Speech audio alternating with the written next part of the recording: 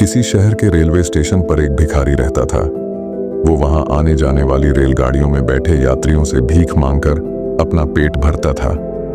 एक दिन जब वह भीख मांग रहा था तो सूट बूट पहने एक लंबा सा व्यक्ति उसे दिखा।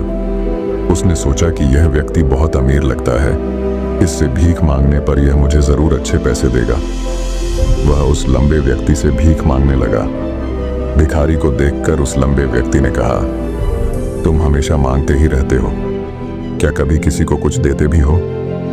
भिखारी बोला, साहब मैं तो भिखारी हूं, हमेशा लोगों से मांगता ही रहता हूं। मेरी इतनी औकात कहां कि किसी को कुछ दे सकूं। लंबा व्यक्ति बोला, जब किसी को कुछ दे नहीं सकते तो तुम्हें मांगने का भी कोई हक नहीं है। मैं एक व्यापारी हूं और लेन देन में ही विश्वास करता हूं। अगर तुम्हारे पास मुझे कुछ देने को हो तभी मैं तुम्हें बदले में कुछ दे सकता हूं। इतना कहने के बाद वह लंबा आदमी ट्रेन में बैठकर चला गया। इधर भिखारी उसकी कही गई बात के बारे में सोचने लगा। उस लंबे व्यक्ति के द्वारा कही गई बात उस भिखारी के दिल में उतर गई। वह सोचने लगा कि शायद मुझे भीख में अधिक पैसा इसीलिए नहीं मिलता क्योंकि मैं उसके बदले में किसी को कुछ दे नहीं पाता हूं। लेकिन मैं तो भिखारी हूं, किसी को कुछ देने लायक भी नहीं हूं। लेकिन कब तक मैं लोगों को बिना कुछ दिए केवल मांगता ही रहूंगा? बहुत सोचने के बाद उस भिखारी ने निर्णय किया कि जो भी व्यक्ति उसे भीख देगा उसके बदले में वह भी उस व्यक्ति को कुछ जरूर देगा। लेकिन अब उसके दिमाग में यह प्रश्न चल रहा था कि वह खुद भिखारी है तो भीख के बदले में वह दूसरों को क्या दे सकता है। इस बात को सोचते हुए 2 दिन हो गए, लेकिन उसे अपने प्रश्न का कोई उत्तर नहीं मिला था।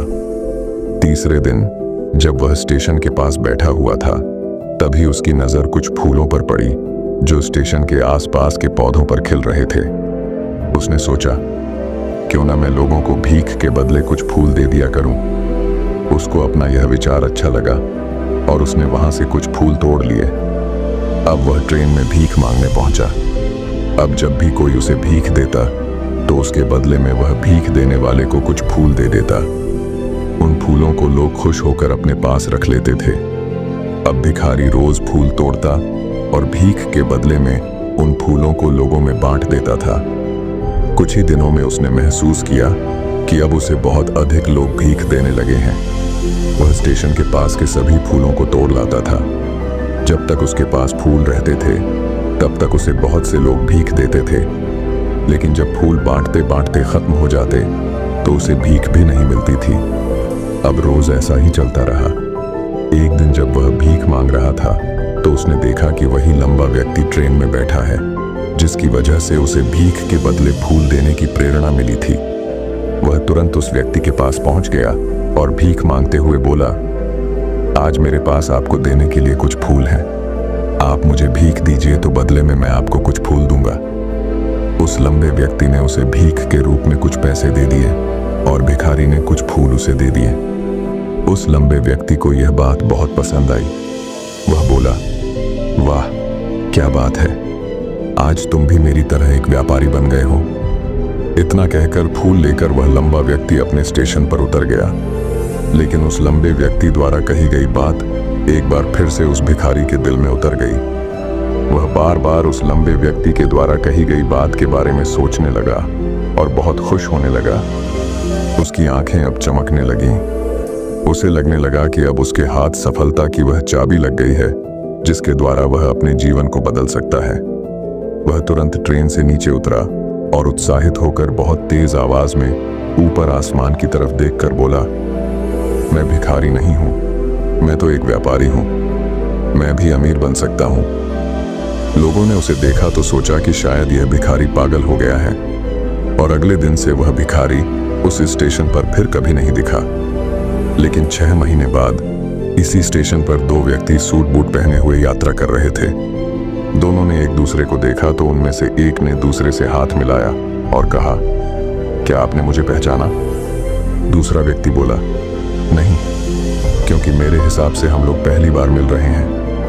पहला व्यक्ति बोला, नहीं, आप याद कीजिए, हम पहली बार नहीं बल्कि तीसरी बार मिल रहे हैं। दूसरा व्यक्ति बोला, मुझे याद नहीं, वैसे हम पहले 2 बार कब मिले थे? अब पहला व्यक्ति मुस्कुराया और बोला, हम पहले भी 2 बार इसी ट्रेन में मिले थे। मैं वही भिखारी हूँ जिसको आपने पहली मुलाकात में बताया कि मुझे जीवन में क्या करना चाहिए, और दूसरी मुलाकात में बताया कि मैं वास्तव में कौन हूँ।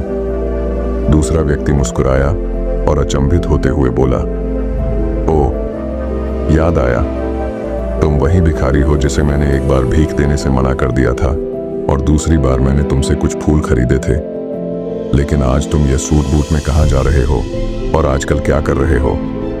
तब पहला व्यक्ति बोला, हाँ, मैं वही भिखारी हूँ, लेकिन आज मैं फूलों का एक बहुत बड़ा व्यापारी हूँ और इसी व्यापार के काम से ही दूसरे शहर जा रहा हूँ। कुछ देर रुकने के बाद वह फिर बोला, आपने मुझे पहली मुलाकात में प्रकृति का वह नियम बताया था जिसके अनुसार हमें तभी कुछ मिलता है जब हम कुछ देते हैं।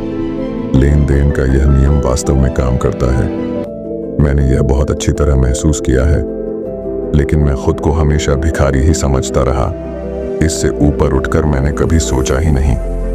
और जब आपसे मेरी दूसरी मुलाकात हुई तब आपने मुझे बताया कि मैं एक व्यापारी बन चुका हूँ।